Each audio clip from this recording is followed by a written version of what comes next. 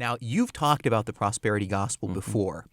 And so I think a lot of times as Christians, we can assume, well, whoever, there's a Christian in the White House. But why is the prosperity gospel really not a good thing and maybe even a dangerous thing for? Yeah, it's such an important question.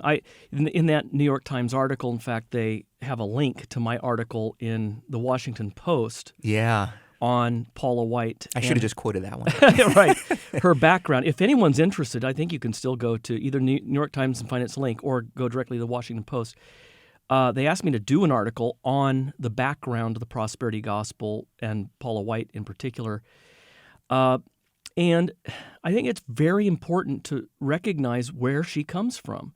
We have somebody now who is somebody the president calls his personal pastor, who is part of this movement that believes all sorts of heresies, but most notably that we can name whatever we want, declare it into existence, and it's ours. That Jesus came so that he purchased with his blood all of our cars and houses and jet planes and so forth.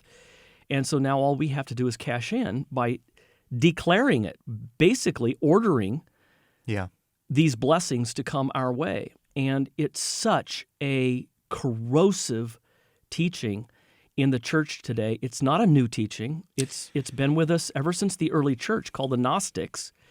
It's been with us since Simon the magician. Remember Peter telling Simon, who wanted to purchase Peter's power, which he got from Jesus, wanted to purchase it, and Peter said, "May your money perish with you." It sounds a lot like, there's that book that came out, I think it was in 2006, The Secret. It was all about, the power of thinking and how you can just think things into existence. Positive thinking, attract things to yourself like a magnet.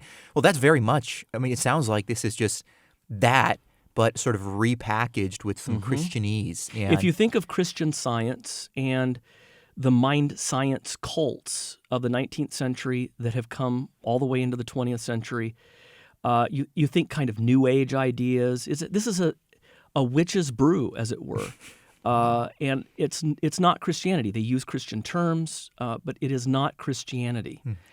Yeah, well, this is why we got to get back to the core of the Christian faith, digging into the Scriptures.